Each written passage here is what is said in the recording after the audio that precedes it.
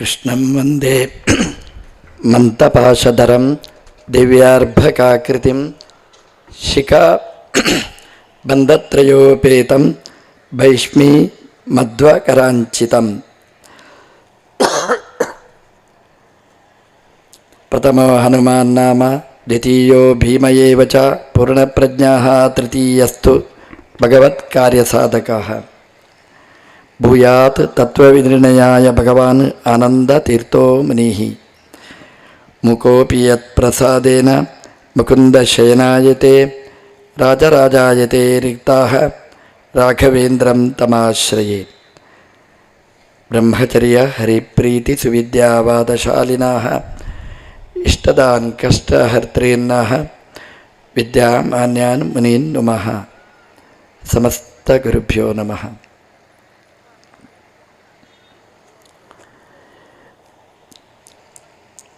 ಶ್ರೀ ಜಗನ್ನಾಥದಾಸರು ಹರಿಕಥಾಮೃತ ಸಾರದ ಈ ವಿಭೂತಿ ಸಂಧಿಯಲ್ಲಿ ವಿಭೂತಿಗಳನ್ನು ಪರಿಚಯ ಮಾಡಿಸಿಕೊಡ್ತಾ ಈ ಸಂಧಿಯ ಆದಿಯಲ್ಲಿ ಒಂದು ಅಪೂರ್ವವಾದ ಶಬ್ದ ಪ್ರಯೋಗವನ್ನು ಮಾಡಿದ್ದಾರೆ. ಶ್ರೀತರುಣಿ ವಲ್ಲಭನ ಪರಮ ವಿಭೂತಿ ರೂಪ ಕಂಡಲ್ಲಿ ಈ ಥರದಿ ಚಿಂತಿಸುತ್ತಾ ಮನದಲ್ಲಿ ನೋಡು ಸಂಭ್ರಮದಿ ಅಂತ. ಶ್ರೀ ತರುಣಿ ವಲ್ಲಭನ ಈ ಶಬ್ದ ಪ್ರಯೋಗ ಮಾಡಿದ್ದಾರೆ. ಇದಕ್ಕೆ ನಾವು ಮೂರು ಚಿಂತನೆಯನ್ನು ನಡೆಸಬೇಕಿಲ್ಲಿ.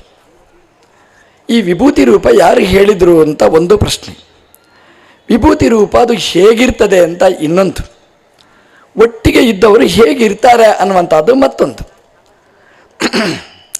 ಇದನ್ನು ಯಾರು ಹೇಳಿದರು ಅನ್ನುವ ಪ್ರಶ್ನೆಗೆ ಶ್ರೀ ತರುಣಿ ವಲ್ಲಭನ, ಭಗವಂತನ ಬಗ್ಗೆ ಭಗವಂತ ಹೇಳಬೇಕು ಹೊರತು ಇನ್ನೊಬ್ಬರಿಗೆ ಹೇಳಲಿಕ್ಕೆ ಏನು ಗೊತ್ತಿರ್ತದೆ.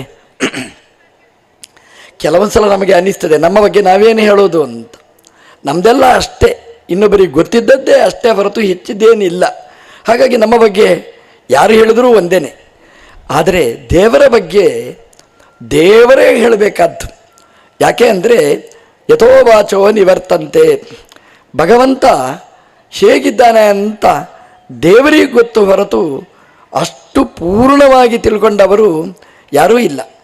ಹಾಗಾಗಿ ಭಗವಂತ ಹೇಳಿದ ವಿಭೂತಿ ರೂಪವನ್ನು ಯಾರು ಹೇಳಿದರು ಅನ್ನುವ ಪ್ರಶ್ನೆಗೆ ಶ್ರೀ ತರುಣಿ ವಲ್ಲಭನ ಅಂತ ದಾಸರು ವಿವರಣೆಯನ್ನು ಕೊಟ್ಟಿದ್ದಾರೆ.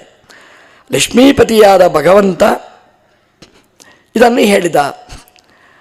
ತರುಣಿ ವಲ್ಲಭ ಅಂತ ಯಾಕೆ ಬೇಕು? ಭಗವಂತ ಹೇಳಿದ ಅಂತ ಸಾಕಿತ್ತು, ಅಷ್ಟೇ ಸಾಕಿತ್ತು. ಶ್ರೀ ತರುಣಿ ವಲ್ಲಭನ ಈ ಶಬ್ದವನ್ನು ಬಳಸಿದ್ದಾರೆ. ಯಾಕೆ ಅಂತಂದರೆ ನಮ್ಮ ಆಚಾರ್ಯರು ತಂತ್ರಸಾರ ಸಂಗ್ರಹದಲ್ಲಿ ಇದರ ಬಗ್ಗೆ ವಿವರಣೆಯನ್ನು ನೀಡಿದ್ದಾರೆ. ದೇವರ ಪೂಜೆ ಹೇಗೆ ಮಾಡಬೇಕು, ಭಗವಂತನ ವಿಭೂತಿ ರೂಪವನ್ನು ಅನುಸಂಧಾನ ಮಾಡಿ ನಾವು ಪೂಜೆ ಮಾಡಬೇಕು. ಒಂದು ದೇವರನ್ನು ಪೂಜಿಸುವಾಗ, ಒಂದು ವಿಗ್ರಹವನ್ನು ದೇವರನ್ನು ಪೂಜಿಸುವಾಗ ಭಗವಂತನ ಆ ಐಶ್ವರ್ಯ, ಆ ಈಶ್ವರತ್ವ, ಭಗವಂತನ ವ್ಯಾಪ್ತಿ ಅದನ್ನು ನಾವು ಉಪಾಸನೆ ಮಾಡಬೇಕು. ಆಚಾರ್ಯರ ಸುಂದರವಾದ ಗ್ರಂಥ ತಂತ್ರಸಾರ ಸಂಗ್ರಹ ಅಂತ. ದೇವರೇ ಹೇಳಿದ ತಂತ್ರಸಾರದ ಸಾರ ಸರ್ವಸ್ವ ಅದು. ಅದನ್ನು ಆಚಾರ್ಯರು ಸೆರೆ ಹಿಡಿದಿದ್ದಾರೆ. ಒಂದು ಪೂಜೆ ಮಾಡುವವರು ಓದಲೇಬೇಕಾದ 2 ಗ್ರಂಥಗಳಲ್ಲಿ ಒಂದು ಗ್ರಂಥ ತಂತ್ರಸಾರ ಸಂಗ್ರಹ. ಇದರಲ್ಲಿ ಆಚಾರ್ಯರು ಪುಟ್ಟ ಗ್ರಂಥ ಇದು, ಆದರೆ ಹೇಳಬೇಕಾದ್ದನ್ನೆಲ್ಲ ಅಲ್ಲಿ ಹೇಳಿದ್ದಾರೆ. ಇಷ್ಟಿಲ್ಲದೆ ಪೂಜೆ ಮಾಡಲಿಕ್ಕೆ ಆಗುವುದಿಲ್ಲ ಅನ್ನೋದನ್ನು ನೆನಪಿಸಿದ್ದಾರೆ. ಈ ತಂತ್ರಸಾರ ಸಂಗ್ರಹವನ್ನು ಮಾಡುವಾಗ ಆಚಾರ್ಯರು ಒಂದು ಮಾತು ಹೇಳ್ತಾರೆ. ಇದನ್ನು ಯಾರು ಹೇಳಿದರು ಅಂತ ಆಚಾರ್ಯರೇ ಪ್ರಶ್ನೆ ಮಾಡಿಕೊಂಡು ಹೇಳ್ತಾರೆ. ಆಹ ದೇವಾಹ ರಮೋತ್ಸಂಗ ವಿಲಸತ್ ಪಾದಪಲ್ಲವಃ ಅಂತ ಮಾತು ಹೇಳ್ತಾರೆ. ತಂತ್ರಸಾರ ಸಂಗ್ರಹದಲ್ಲಿ ಹೇಳ್ತಾರೆ. ದೇವರ ಪೂಜೆಯನ್ನು ಮಾಡುವಾಗ ಆಚಾರ್ಯರು ಹೇಳಿದ ಮಾತು, ದೇವರು ಹೇಳಿದ, ಆಹ ದೇವಾಹ, ದೇವರು ಹೇಳಿದ ಅಂತ. ದೇವರು ಹೇಗೆ ಹೇಳಿದ? ಒಂದು ಗ್ರಂಥ ಬರೀಬೇಕಾದ್ರೆ ಒಂದು ಸೀರಿಯಸ್ನೆಸ್ ಅಂತ ಒಂದು ಬೇಕು. ಒಂದು ಗ್ರಂಥ ಮಾಡಬೇಕಾದ್ರೆ ಯಾರೂ ಗಲಾಟೆ ಮಾಡಬಾರ್ದು. ಯಾರೂ ಇಲ್ಲದೆ ಇದ್ದ ಒಂದು ಏಕಾಂತದ ಕೋಣೆಗೆ ಹೋಗಿ ಬಾಗಿಲು ಹಾಕಿ ಚಿಲ್ಕ ಹಾಕಿ ನಾವು ಗ್ರಂಥವನ್ನು ಬರೆಯಿತು. ಯಾಕೆಂದರೆ ಅದಕ್ಕೆ ಡಿಸ್ಟರ್ಬೆನ್ಸ್, ತೊಂದರೆಗಳಾಗಬಾರ್ದು. ಯಾರೋ ಬರುವುದು, ನಮ್ಮ ಆಲೋಚನಾ ಲಹರಿ ಅದು ನಿಂತು ಹೋಗಬಾರ್ದು, ಬರೀಲಿಕ್ಕೆ ರಗಳೆ ಅಂತ. ಹಾಗಾಗಿ ಎಲ್ಲರನ್ನೂ ಮನೆಯಿಂದ ಹೊರಗಿಟ್ಟು ಎಲ್ಲರೂ ಮಲಗಿದ ಮೇಲೆ ಅಥವಾ ಎಲ್ಲರೂ ಹೇಳುವುದಕ್ಕಿಂತ ಮುಂಚೆ ನಾವು ಗ್ರಂಥವನ್ನು ಬರೀಲಿಕ್ಕೆ ಪ್ರಾರಂಭ ಮಾಡ್ತೀವಿ. ನಮ್ಮ ದೇವರು ಗ್ರಂಥ ಬರೆದ ಅಂತ. ಎಲ್ಲಿ ಗ್ರಂಥ ಬರೆದ? ಒಂದು ಕೋಣೆಗೆ ಹೋಗಿ ಏಕಾಂತದಲ್ಲಿ ಹೋಗಿ ಗ್ರಂಥ ಬರೆದದ್ದಲ್ಲ, ಆರಾಮವಾಗಿ ಗ್ರಂಥವನ್ನು ರಚನೆ ಮಾಡಿದ ಅಂತ. ಎಲ್ಲಿ ಅಂತಂದರೆ ಮಲಗಿ ದೇವರು ಗ್ರಂಥವನ್ನು ಬರೆದ ಅಂತ. ಸಾಧ್ಯನ ಇದು? ಮಲಗಿ ಗ್ರಂಥ ಬರೀಲಿಕ್ಕೆ ಸಾಧ್ಯನ? ಹೌದು ಅಂತ ದೇವರು ತೋರಿಸಿದ. ಅಂದರೆ ಗ್ರಂಥವನ್ನು ಮಾಡುವುದು ಅಷ್ಟೂ ಅನಾಯಾಸ ಅಂತ. ಒಂದು ಮಲಗಿ ಗ್ರಂಥವನ್ನು ಬರೆದ, ಗ್ರಂಥವನ್ನು ರಚನೆ ಮಾಡಿದ ಅಂತಂದರೆ ಅನಾಯಾಸ ಅಂತ ಅರ್ಥ. ನಾವು ನಿದ್ದೆ ಬರುವ ಕಾಲದಲ್ಲಿ ಗ್ರಂಥ ಬರೀಲಿಕ್ಕೆ ಹೋಗುವುದಿಲ್ಲ, ಒಳ್ಳೆಯ ಮೂಡಿರಬೇಕು. ದೇವರು ಗ್ರಂಥ ಎಲ್ಲಿ ಬರೆದ ಅಂತಂದರೆ ಮಲಗಿ. ಎಲ್ಲಿ? ರಮೋತ್ಸಂಗ ವಿರಸತ್ಪಾದ ಪಲ್ಲವಾಹ ಅಂತ. ನಮ್ಮ ದೇವರು ಲಕ್ಷ್ಮೀದೇವಿಯ ತೊಡೆಯಲ್ಲಿ ಪಾದವನ್ನು ಇಟ್ಟ ಅಂತೆ. ಪಾದವನ್ನು ಇಟ್ಟು ಗ್ರಂಥವನ್ನು ರಚನೆ ಮಾಡಿದ ಅಂತ. ಸಾಮಾನ್ಯವಾಗಿ ಹೆಂಡತಿ ಮಕ್ಕಳನ್ನು ದೂರ ಇಟ್ಟು ಗ್ರಂಥ ಬರೀಬೇಕಾದ್ದು. ಹೆಂಡತಿಯನ್ನು ಎದುರಲ್ಲಿ ಇಟ್ಟುಕೊಂಡು ಅಷ್ಟೇ ಅಲ್ಲ, ಅವಳ ತೊಡೆಯಲ್ಲಿ ಕಾಲನ್ನಿಟ್ಟು ಆರಾಮವಾಗಿ ಬರೆದಿರತಕ್ಕ ಗ್ರಂಥ ಅಂದರೆ ದೇವರು ಸುಪ್ರಸನ್ನ ತಮರಾಗಿ ಇದ್ದು ಈ ಗ್ರಂಥವನ್ನು ಬರೆದಿದ್ದಾರೆ. ಹಾಗಾಗಿ ದೇವರು ಸುಪ್ರಸನ್ನರಾಗಬೇಕಾದ್ರೆ ಈ ವಿಭೂತಿ ಸಂಧಿಯನ್ನು ಅಧ್ಯಯನ ನಾವು ಮಾಡಬೇಕು ಅನ್ನುವಂಥದ್ದು ಧ್ವನಿ ಇಲ್ಲಿದೆ. ಆ ಶಬ್ದ ಎಷ್ಟು ಚೆನ್ನಾಗಿದೆ ನೋಡಿ, ರಮೋತ್ಸಂಗ ವಿಲಸತ್ ಪಾದ ಪಲ್ಲವ ಅಂತ. ದೇವರದು ಪಾದ ಎಲ್ಲಿದ್ದರೂ ಚಂದನೆ, ಆದರೆ ರಮಾದೇವಿಯ ತೊಡೆಯಲ್ಲಿ ಆ ಭಗವಂತನ ಪಾದ ಇತ್ತು, ಅದು ಶೋಭಿಸ್ತಾ ಇತ್ತು ಅಂತ. ಉತ್ಸಂಗ ಅಂತ ಒಂದು ಶಬ್ದವನ್ನು ಬಳಸ್ತಾರೆ.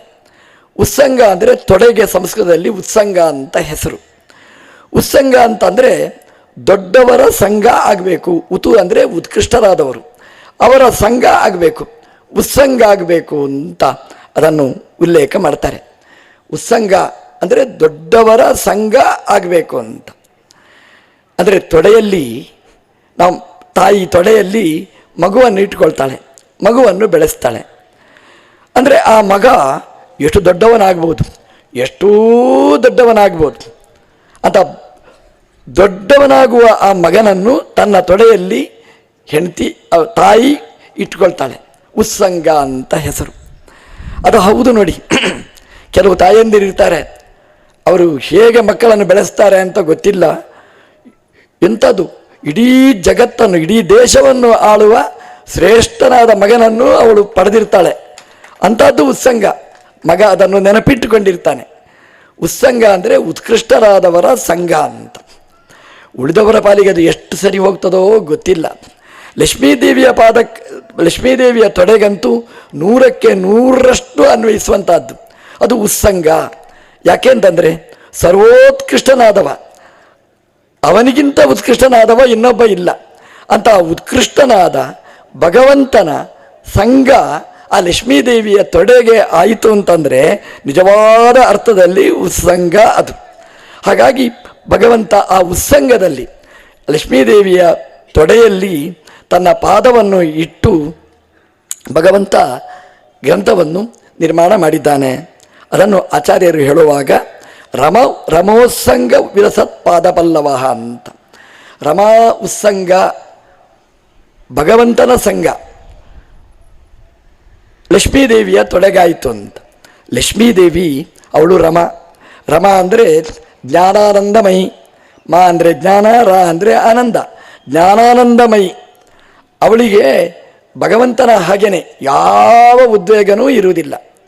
ಅಂತಹ ಲಕ್ಷ್ಮೀದೇವಿಯ ಉತ್ಸಂಗದಲ್ಲಿ ಭಗವಂತ ಪಾದವನ್ನು ಇಟ್ಟು ಆಹ ದೇವ ಈ ಗ್ರಂಥವನ್ನು ನಿರ್ಮಾಣ ಮಾಡಿದ ಅಂತ ಹೇಳ್ತಾರೆ.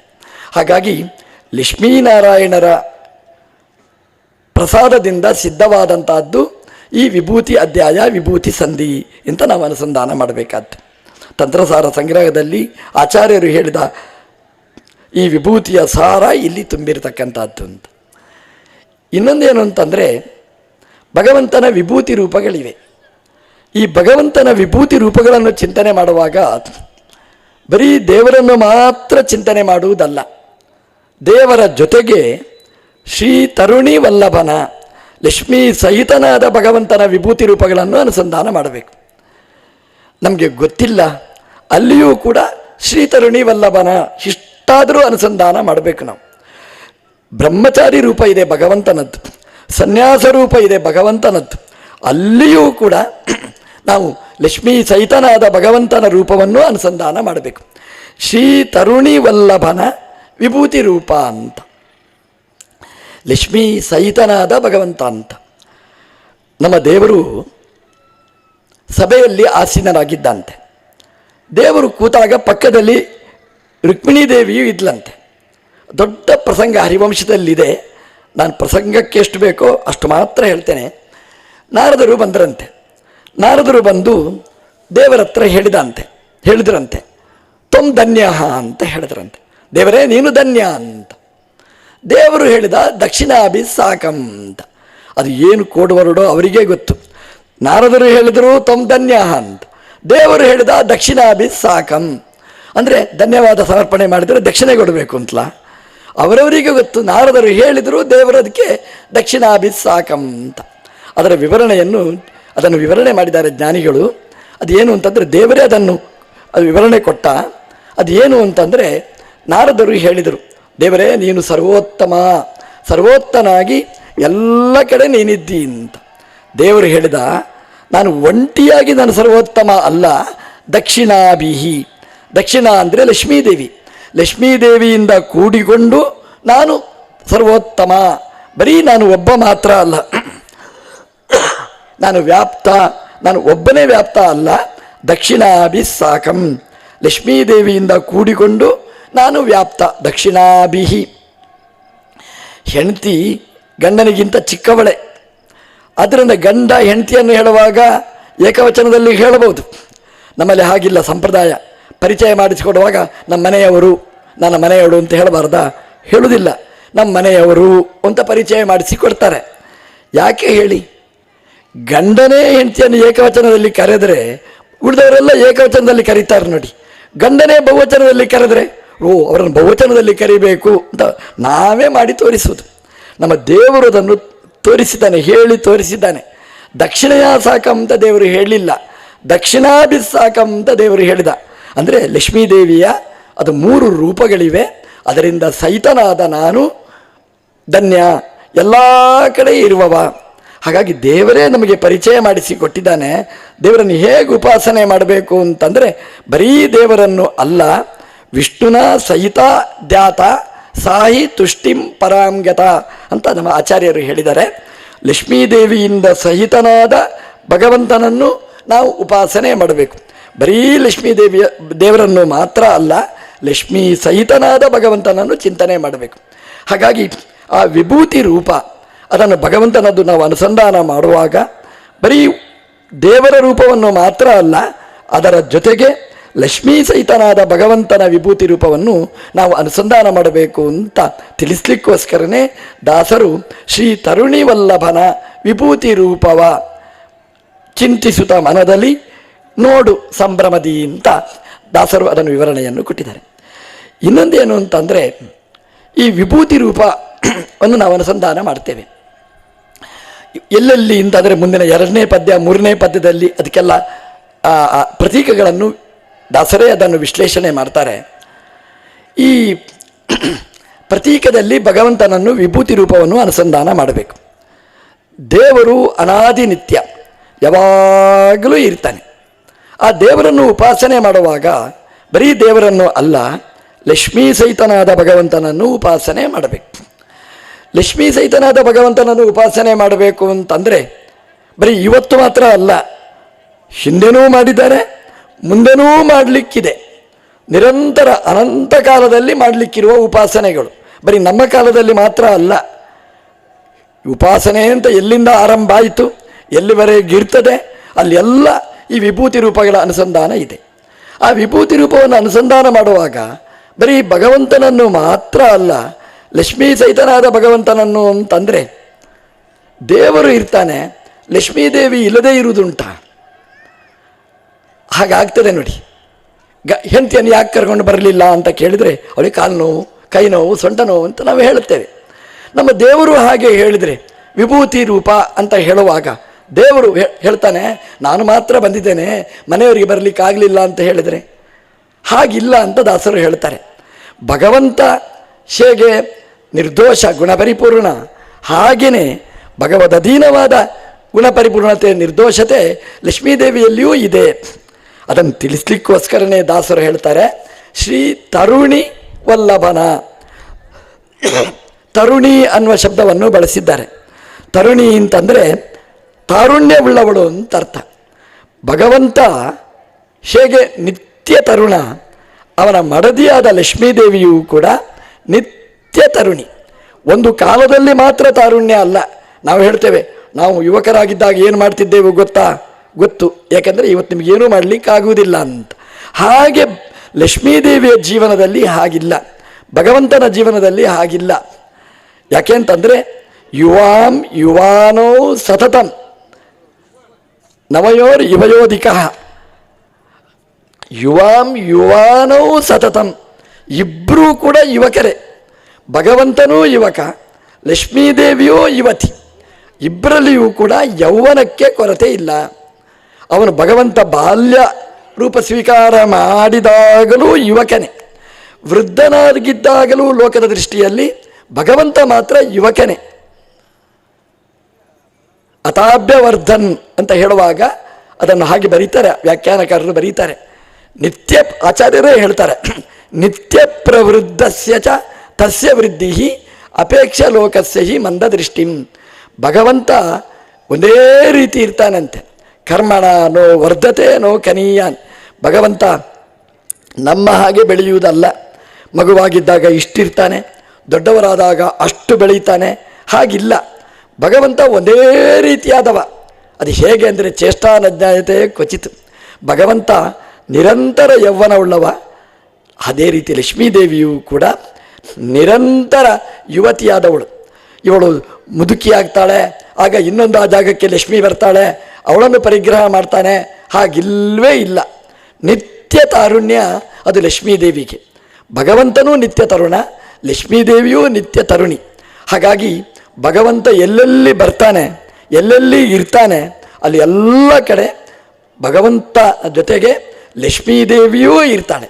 ಯಾಕೆ ಅಂತಂದರೆ ಅವಳು ತರುಣಿ ಅಂತ ಆ ಶಬ್ದವನ್ನು ದಾಸರು ಬಳಸಿ ಲಕ್ಷ್ಮೀದೇವಿಯ ತಾರುಣ್ಯಕ್ಕೆ ಕೊರತೆ ಇರುವುದಿಲ್ಲ. ಹಾಗಾಗಿ ಅವಳು ಭಗವಂತನ ಜೊತೆಗೆ ನಿರಂತರವಾಗಿ ಇರ್ತಾಳೆ. ಭಗವಂತ ಹೇಗಿರ್ತಾನೆ ಹಾಗೆ ಅವನ ಅಧೀನಳಾಗಿ ಲಕ್ಷ್ಮೀದೇವಿಯೂ ಇರ್ತಾಳೆ ಅಂತ ನಾವು ಅನುಸಂಧಾನ ಮಾಡಬೇಕಾದ್ದು. ಅಲ್ಲಿ ಇನ್ನೊಂದು ಶಬ್ದ ಇದೆ, ಶ್ರೀ ಅನ್ನುವ ಶಬ್ದ ಇದೆ. ಶ್ರೀ ತರುಣಿ ವಲ್ಲಭನ. ಶ್ರೀ ಅಂತಂದರೆ ಅದಕ್ಕೆ ಎರಡು ಅರ್ಥ. ಅದಕ್ಕೆ ಎಲ್ಲರೂ ಆಶ್ರಯ ಮಾಡಬೇಕಾದವಳು ಅಂತ ಅರ್ಥ. ಶ್ರೀ ಅವಳು ಎಲ್ರಿಗೂ ಆಶ್ರಯವನ್ನು ಕೊಡುವವಳು. ಭಗವಂತನನ್ನು ನಾವು ಕರಿತೇವೆ, ಲಕ್ಷ್ಮೀದೇವಿ ಯಾಕೆ ಬರಬೇಕು ಅಂತಂದರೆ ನಮಗೆ ಆಶ್ರಯವನ್ನು ಕೊಡುವವಳು. ಶ್ರೀಯತೆ ಇತಿ ಶ್ರೀಹಿ, ನಮ್ಮಿಂದ ಆಶ್ರಯಮಾನಳಾದವಳು. ನಮಗೆ ಒಂದು ಆಶ್ರಯ ಬೇಕು, ಅದು ಲಕ್ಷ್ಮೀದೇವಿ ಅಂತ. ಸರ್ವಾಶ್ರಿತಳು. ಭಗವಂತನನ್ನೊಬ್ಬನನ್ನು ಬಿಟ್ಟರೆ ಮತ್ತೆಲ್ಲರೂ ಕೂಡ ಬ್ರಹ್ಮಾಂತರಾದ ಎಲ್ಲ ಜೀವರಾಶಿಗಳಿಗೂ ಕೂಡ ಅವಳು ಆಶ್ರಯವನ್ನು ಕೊಡುವವಳು. ಹಾಗಾಗಿ ನಮ್ಮ ವಿಭೂತಿ ರೂಪದಲ್ಲಿ ಲಕ್ಷ್ಮೀದೇವಿಯನ್ನು ಉಪಾಸನೆ ಮಾಡಲೇಬೇಕು ಅನ್ನೋದನ್ನು ತಿಳಿಸ್ಲಿಕ್ಕೋಸ್ಕರನೇ ಶ್ರೀ ಅನ್ನುವ ಶಬ್ದವನ್ನು ದಾಸರು ಬಳಸಿದ್ದಾರೆ. ಹಾಗಾದರೆ ಎಲ್ರಿಗೂ ಆಶ್ರಯಳಾದವಳು ಅಂತಂದರೆ ಅವಳಿಗೂ ಕೊಬ್ಬು ಒಂದು ಭಗವಂತನನ್ನು ಕೂಡ ಆಶ್ರಯ ಮಾಡುವ ಹಾಗೆ ಮಾಡ್ತಾಳ ಅಂತಂದರೆ ಶ್ರೀಹಿ ಅಂತ ಅದಕ್ಕೆ ಹೆಸರು. ಶ್ರೀ ಅಂತಂದರೆ ಶ್ರಯತೆ ಇತಿ ಶ್ರೀಹಿ ಅಂತ. ಭಗವಂತನನ್ನು ಆಶ್ರಯಿಸಿಕೊಂಡು ಇರ್ತಾಳೆ. ಉಳಿದವರಿಗೆ ಆಶ್ರಯ ಕೊಟ್ಟರೆ ಭಗವಂತನನ್ನು ಆಶ್ರಯಿಸುವವಳು. ಹಾಗಾಗಿ ಭಗವಂತನನ್ನು ನಂಬಿ ಅವನ ಪಾದವನ್ನು ಆಶ್ರಯಿಸಿಕೊಂಡು ಇರುವವಳು ಲಕ್ಷ್ಮೀದೇವಿ ಅಂತ. ಆ ಲಕ್ಷ್ಮೀದೇವಿಯ ಸ್ವರೂಪವನ್ನು ದಾಸರು ತುಂಬ ಸುಂದರವಾಗಿ ವಿಶ್ಲೇಷಣೆ ಮಾಡಿ ಈ ವಿಭೂತಿ ರೂಪದಲ್ಲಿ ಲಕ್ಷ್ಮೀನಾರಾಯಣರನ್ನು ಉಪಾಸನೆ ಮಾಡಬೇಕು. ಇಬ್ಬರನ್ನು ಕೆಲವು ಅಂಶದಲ್ಲಿ ಒಂದೇ ರೀತಿಯಾಗಿ, ಕೆಲವು ಅಂಶದಲ್ಲಿ ಭಿನ್ನತೆಯಲ್ಲಿ ನಾವು ಉಪಾಸನೆ ಮಾಡಬೇಕಾದ್ದು. ನಿತ್ಯ ತರುಣರು ಒಂದೇ ರೀತಿಯಾಗಿ ನಾವು ಉಪಾಸನೆ ಮಾಡಬೇಕು. ಆದರೆ ಆ ತಾರುಣ್ಯ ಭಗವದ್ದತ್ತವಾದ್ದು, ಭಗವದ್ ಅಧೀನವಾದ್ದು ಅಂತ ಅನುಸಂಧಾನ ಮಾಡಬೇಕು. ಅದಕ್ಕೆ ಶ್ರೀ ಅಂತ ಶಬ್ದವನ್ನು ಬಳಸಿದ್ದಾರೆ. ಭಗವಂತ ಕೊಟ್ಟ ತಾರುಣ್ಯದಿಂದ, ನಿತ್ಯ ತಾರುಣ್ಯದಿಂದ ನಿತ್ಯವಾಗಿಯೂ ಕೂಡ ಅವಳು ಶೋಭಿಸ್ತಾ ಇರ್ತಾಳೆ. ಸರ್ವಾಶ್ರಯತ್ವ ಕೊಟ್ಟದ್ದು ಭಗವಂತ. ಯಸ್ಯಾಹ ಅಪಾಂಗ ಲವ ಮಾತ್ರತ ಊರ್ಜಿತಾ ಸಾ ಶ್ರೀ ಯತ್ಕಟಾಕ್ಷ ಬಲವತಿ. ಭಗವಂತನ ಕೃಪಾ ಕಟಾಕ್ಷದಿಂದ ಅವಳಿಗೆ ಬಲ ತುಂಬಿಕೊಂಡಿರತಕ್ಕಂಥದ್ದು. ಆ ಎರಡನ್ನೂ ಚಿಂತನೆ ಮಾಡಲಿಕ್ಕೋಸ್ಕರವಾಗಿ ಶ್ರೀ ಅನ್ನುವ ಶಬ್ದವನ್ನು ದಾಸರು ಬಳಸಿದ್ದಾರೆ. ಈ ವಿಭೂತಿ ಅಧ್ಯಾಯದಲ್ಲಿ ಭಗವಂತ ಬರ್ತಾನೆ. ಭಗವಂತ ಬರುವಾಗ ಭಗವಂತನ ಜೊತೆಗೆ ಭಗವಂತನ ಮಡದಿಯಾದ ಲಕ್ಷ್ಮೀದೇವಿಯೂ ಬರಬೇಕು. ಲಕ್ಷ್ಮೀದೇವಿ ಬರಲಿಲ್ಲ ಒಂದು ಸಲ ಅಂತ ಇಟ್ಕೊಳ್ಳಿ, ನಮ್ಮ ಉಪಾಸನೆ ಹೇಗಿರಬೇಕು? ಯಾಕೆ ಬರುವುದಿಲ್ಲ? ಗಂಡ ಹೆಂಡತಿಯ ಜಗಳ ಎಲ್ಲ ಮನೆಯಲ್ಲಿಯೂ ಇರ್ತದಂತೆ. ಹಾಗಾಗಿ ದೇವರ ಮನೆಯಲ್ಲಿಯೂ ಜಗಳ ಆದರೆ ಭಗವಂತ ಲಕ್ಷ್ಮೀದೇವಿಯನ್ನು ಬಿಟ್ಟು ಬರಬೇಕಲ್ಲ. ಮತ್ತೆ ಲಕ್ಷ್ಮೀ ಸಹಿತವಾಗಿಯೇ ಭಗವಂತನ ವಿಭೂತಿ ರೂಪ ಉಪಾಸನೆ ಮಾಡೋದು ಹೇಗೆ? ಲಕ್ಷ್ಮಿಯನ್ನು ಬಿಟ್ಟೇ ಬರಬೇಕು. ಜಗಳ ಆಯಿತು ಅಂತಂದರೆ ನೀನು ಬರಬೇಡ, ಇಲ್ಲೇ ಕೊಡು, ನಾನು ಮಾತ್ರ ಹೋಗ್ತೇನೆ ಅಂತ ದೇವರು ಬರಬೇಕು. ಹಾಗೊಂದು ಆಗುತ್ತಾ ಪ್ರಸಂಗ? ಹಾಗಾಗುವುದಿಲ್ಲ ಅಂತ ಹೇಳ್ತಾರೆ ದಾಸರು. ಅದನ್ನು ತಿಳಿಸ್ಲಿಕ್ಕೋಸ್ಕರನೇ ಶ್ರೀ ತರುಣಿ ವಲ್ಲಭನ, ಲಕ್ಷ್ಮೀದೇವಿಗೆ ತುಂಬ ಇಷ್ಟನಾದವ. ಜಗಳ ಅನ್ನುವಂತಹದ್ದು ಇಲ್ಲವೇ ಇಲ್ಲ. ಜಗಳ ಇದೆ ಅಂತಂದರೆ ಲೋಕದೃಷ್ಟಿಯಿಂದ ಅಷ್ಟೇ, ಜನರಿಗೊಂದು ಗಮ್ಮತ್ತಾಗಲಿ ಅಂತ. ದೇವರು ಅಪ್ಪ ಅಮ್ಮ ಜಗಳ ಆಡಿದ್ದರಿಂದ ಯಾರಿಗಾದರೂ ಒಂದು ಖುಷಿಯಾಗುವುದಿದ್ದರೆ ಅದು ಇರಲಿ ಅಂತ ಆಟ ಅವರ ಜಗಳದ್ದು ಹೊರತು ಜಗಳ ಅನ್ನುವುದಿಲ್ಲ. ಭಾಗವತದಲ್ಲಿ ಪ್ರೇಮ ಕಲಹ ಅಂತಿದೆ, ರುಕ್ಮಿಣಿ ಕೃಷ್ಣರ ಪ್ರೇಮ ಕಲಹ ಅಂತ. ಕೃಷ್ಣ ಕೇಳ್ತಾನೆ, ಅಮ್ಮ ಯಾಕೆ ನೀನು ನನ್ನನ್ನು ಮದುವೆ ಆದಿ? ನನ್ನ ಹತ್ರ ಯಾರೂ ಬರುವುದಿಲ್ಲ, ನನಗೆ ಯಾವ ಸಿಂಹಾಸನವೂ ಇಲ್ಲ, ಯಾವ ಮಂತ್ರಿಯೂ ಅಲ್ಲ, ಯಾವ ಪೋಸ್ಟೂ ನನಗಿಲ್ಲ, ನಾನು ಯಾಕೆ ನೀನು ಮದುವೆ ಆದಿಯಮ್ಮ ಅಂತ ಕೇಳುವಂಥದ್ದುಂಟು. ಅಂದರೆ ರುಕ್ಮಿಣಿ ದೇವಿ ಕಣ್ಣೀರು ಹಾಕಲಿ ಅಂತ. ಅವಳು ಅಷ್ಟೇ ಜಾಣತನದಿಂದ ತುಂಬ ಸುಂದರವಾಗಿ ಉತ್ತರ ಕೊಡ್ತಾಳೆ. ಹಾಗಾಗಿ ಲಕ್ಷ್ಮೀನಾರಾಯಣರಿಗೆ ಸಮರ ಅನ್ನುವುದಿಲ್ಲ, ಸಮರಸ ಬಾಳುವೆ ಅವರದ್ದು. ಶ್ರೀನಿವಾಸ ಕಲ್ಯಾಣ ಹೇಳುವಾಗಂತೂ ನಾವು ವೈಭವೀಕರಿಸಿ ಹೇಳ್ತೇವೆ. ಅದು ಭೃಗುಋಷಿಗಳು ಬಂದರು, ಎದೆಗೆ ತುಳಿದ್ರು, ಲಕ್ಷ್ಮೀ ಅಮ್ಮನಿಗೆ ಕೋಪ ಬಂತು, ಮನೆ ಬಿಟ್ಟು ಹೋದ್ಲು, ಕೊಲ್ಲಾಪುರದಲ್ಲಿ ಹಾಲ್ಟ್ ಮಾಡಿದ್ಲು, ಗಂಡ ಹೆಂಡತಿಗೆ ಜಗಳ. ಎಷ್ಟು ಖುಷಿ ನಮಗೆ ಹೇಳಲಿಕ್ಕೆ. ಯಾಕೆ ಅಂತಂದರೆ ಇನ್ನೊಬ್ಬರ ಜಗಳವನ್ನು ರಂಜಿಸಿ ಹೇಳೋದಂದರೆ ತುಂಬ ಖುಷಿ ನಮಗೆ. ಆದರೆ ನೋಡಿ ತಮಾಷೆ ಏನು ಅಂತಂದರೆ, ಲಕ್ಷ್ಮೀದೇವಿಗೆ ಜಗಳ ಆಯಿತು ಸರಿ, ಆದರೆ ಇಡೀ ಶ್ರೀನಿವಾಸನ ನಿರೂಪಣೆ ಮಾಡುವಾಗ ನಿಮಗೆ ಲಕ್ಷ್ಮಿಯನ್ನು ಬಿಟ್ಟು ನಿರೂಪಣೆ ಮಾಡಲಿಕ್ಕೆ ಆಗುವುದೇ ಇಲ್ಲ. ಯಾಕೆಂದರೆ ಅವನ ಹೆಸರೇ ಹಾಗೆ, ಶ್ರೀನಿವಾಸ ಅಂತ ಹೆಸರು. ನೀವೇನು ಹೇಳ್ತೀರಿ? ನೀವು ಅದಕ್ಕೆ ಲಕ್ಷ್ಮಿಯ ಜೊತೆಗೆ ಜಗಳ ಆಯಿತು ಅಂತ ಹೇಳಿದ್ರೆ ಶ್ರೀನಿವಾಸ ಅಂತ ಹೇಳಲೇಬಾರದು, ಶ್ರೀರಹಿತ ನಿವಾಸ ಅಂತ ಹೇಳಬೇಕು. ಶ್ರೀನಿವಾಸ ಅಂತ ಹೇಗೆ ಹೇಳ್ತೀರಿ? ಶ್ರೀನಿವಾಸನನ್ನು ನಾವು ಚಿಂತನೆ ಮಾಡುವಾಗ ವಕ್ಷಸ್ಥಳದಲ್ಲಿ ಶ್ರೀದೇವಿ ಇದ್ದಾಳೆ. ಶ್ರೀದೇವಿಯನ್ನು ಬಿಟ್ಟು ಶ್ರೀನಿವಾಸ ದೇವರೇ ಇಲ್ಲ ಅಲ್ಲಿ. ಆಚೆ ಈಚೆ ಎಡಬಲದಲ್ಲಿ ಶ್ರೀದೇವಿ ಭೂದೇವಿ ಅಂತ ವರ್ಣನೆ ಮಾಡಿಕೊಂಡೇ ನಾವು ಮಾಡುವ ಉಪಾಸನೆ. ಜಗಳ ಅದು ಲೋಕದ ದೃಷ್ಟಿಯಿಂದ. ಕೊಲ್ಲ ಅಂತ ಒಬ್ಬ ಅಸುರ, ಆ ಅಸುರನ ಸಂಹಾರ ಆಗಬೇಕಿತ್ತು. ಆ ಅಸುರನಿಗೆ ವರ ಪಡೆದಿದ್ದ, ನನ್ನನ್ನು ಯಾವ ಗಂಡಸರೂ ಕೊಲ್ಲಬಾರದು ಅಂತ. ನಮ್ಮ ದೇವರ ಹತ್ರ ಕೇಳಬೇಕಾ? ದೇವರು ಹೇಳಿದ ಗಂಡಸರು ಕೊಲ್ಲುವುದಿಲ್ಲ, ಹೆಂಡತಿ. ಆ ಗಂಡ ಹೆಂಡತಿಯರು ಮಾತಾಡಿ ಆ ಲಕ್ಷ್ಮೀದೇವಿಯನ್ನು ಕೊಲ್ಲಾಪುರಕ್ಕೆ ಕಳುಹಿಸಿ ಕೊಲ್ಲನನ್ನು ಸಂಹಾರ ಮಾಡಿಸಿದ್ದು ಅದು ಗಂಡ ಹೆಂಡತಿಯ ನಾಟಕ ಹೊರತು ಅದು ಜಗಳ ಅಲ್ವೇ ಅಲ್ಲ. ಅವರು ಯಾವಾಗಲೂ ಒಟ್ಟಿಗೆ ಇರುವವರು. ಹಾಗಾಗಿ ವಲ್ಲಭ ಅಂತಂದರೆ ಲಕ್ಷ್ಮೀದೇವಿಗೆ ನಿತ್ಯ ವಲ್ಲಭ, ಯಾವಾಗಲೂ ಇಷ್ಟನಾದವ. ಜಗಳ ಅಂತಿಲ್ಲ. ದೀರ್ಘ ಜೀವಿತದಲ್ಲಿ ಜಗಳಾಗುವುದುಂಟ? ಜಗಳನೇ ಇಲ್ಲ ಅಂತೆ. ವಲ್ಲಭ, ತುಂಬ ಇಷ್ಟನಾದವ ಅಂತ ಹೇಳ್ತಾರೆ. ಶ್ರೀ ತರುಣಿ ವಲ್ಲಭನ ಈ ಮೂರು ಶಬ್ದಗಳು ಕೂಡ ನಾವು ನಿತ್ಯ ಉಪಾಸನೆ ಮಾಡಬೇಕಾದ ಶಬ್ದಗಳು. ಶ್ರೀ ತರುಣಿ ವಲ್ಲಭ ನಾವು ಓದುವಾಗಲೂ ಬರೆಯುವಾಗಲೂ ಎಲ್ಲಿ ಹೋಗುವಾಗಲೂ ಈ ಚಿಂತನೆ ನಾವು ಮಾಡಿದರೆ ನಮ್ಮನ್ನು ಯಾರು ಆಶ್ರಯಿಸಬೇಕು ನಮ್ಮನ್ನು ಆಶ್ರಯಿಸ್ತಾರೆ. ನಮಗೆ ಯಾರು ಆಶ್ರಯ ಕೊಡಬೇಕು ಅವರು ನಮಗೆ ಆಶ್ರಯ ಕೊಡ್ತಾರೆ. ಹೀಗೆ ನಾವು ಉಪಾಸನೆ ನಾವು ಮಾಡಿದರೆ ಈ ಆಫೀಸ್ನಲ್ಲಿ ಕೆಲವು ಸಮಸ್ಯೆ ನನ್ನ ಹತ್ರ ಹೇಳಿಕೊಳ್ಳುವುದುಂಟು. ಎಲ್ರಿಗೂ ಇರುವ ಸಮಸ್ಯೆ ಅದು ಏನು ಅಂತಂದರೆ, ನಮ್ಮ ಜೂನಿಯರ್ ನಮ್ಮ ಸೀನಿಯರ್ ಆದಾಗ ಆಗುವ ಸಮಸ್ಯೆಗಳದು. ಅಲ್ಲಿವರೆಗೆ ಅವರು ಸ್ಯಾರ್ ಅಂತ ಹೇಳ್ತಿದ್ದ, ಮುಂದೆ ಇವನೇ ಸ್ಯಾರ್ ಅಂತ ಹೇಳಬೇಕು. ಸ್ಯಾರ್ ನಮಗೆ ಇಂಥ ದುರ್ಯೋಗ ಬೇಕಾ ಅಂತ ಕೇಳ್ತಾರೆ. ಇಂತಹ ದುರ್ಯೋಗ ನಮ್ಮ ಜೀವನದಲ್ಲಿ ಬರಬಾರ್ದು. ಯಾರು ನಮ್ಮನ್ನು ಆಶ್ರಯಿಸಬೇಕು ಅವರು ಆಶ್ರಯಿಸ್ತಲೇ ಇರಬೇಕು ಅಂತ ಆದರೆ ನಾವು ದೇವರನ್ನು ಶ್ರೀ ತರುಣಿ ವಲ್ಲಭನ ಅಂತ ದಾಸರು ಹೇಳಿದ ಈ ಶಬ್ದದಿಂದ ದೇವರನ್ನು ಉಪಾಸನೆ ಮಾಡಿದರೆ ನಮ್ಮ ಜೂನಿಯರ್ ನಮ್ಮ ರಿಟೈರ್ಮೆಂಟ್ ಆಗುವ ತನಕನೂ ಅಲ್ಲ, ಆಮೇಲೂ ಕೂಡ ನಮ್ಮ ಜೂನಿಯರ್ ಆಗಿಯೇ ಇರ್ತಾನೆ, ಅವನು ನಮಗೆ ಸದಾ ಆಶ್ರಯ ಆಗಿರ್ತಾನೆ ಅಂತ ನಾವು ಅನುಸಂಧಾನ ಮಾಡಬೇಕು ಅಂತ ತಿಳಿಸ್ಲಿಕ್ಕೋಸ್ಕರನೇ ಶ್ರೀ ತರುಣಿ ವಲ್ಲಭನ ಅಂತ ದಾಸರು ಈ ಒಳ್ಳೆಯ ಶಬ್ದವನ್ನು ಇಟ್ಟಿದ್ದಾರೆ ಅಂತ ಹೇಳ್ತಾ, ನಮ್ಮ ವಂಶಿ ಆಚಾರ್ಯರು ನಮ್ಮ ತತ್ವ ಸಂಶೋಧನಾ ಸಂಸತ್ತಿನಲ್ಲಿ ತುಂಬ ಸೇವೆಯನ್ನು ವೇದವ್ಯಾಸ ದೇವರ ಆಚಾರ್ಯರ ಸೇವೆಯನ್ನು ಸಲ್ಲಿಸುತ್ತಾ ಇದ್ದಾರೆ.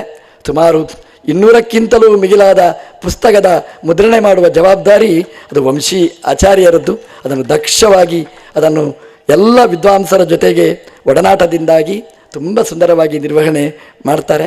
ಅವರಿಗೆ ಅವರ ಗುರುಗಳ ವಿಶ್ವಪ್ರಿಯ ತೀರ್ಥರ ಪರಮಾನುಗ್ರಹ ಅವರಿಗಿದೆ. ಶ್ರೀ ವಿಶ್ವಪ್ರಿಯ ತೀರ್ಥರು ಪರಿಚಯ ನಿಮಗೆಲ್ಲ ಕುಷ್ಟಗಿಯವರಿಗೆಲ್ಲ ಇದೆ. ಅವರ ಮಾತು ತುಂಬ ಚಂದ, ಅವರ ಚಿಂತನೆಗಳು ತುಂಬ ಚಂದ, ಅವರ ವಿವರಣೆಗಳೆಲ್ಲ ತುಂಬ ಸುಂದರವಾದ್ದು.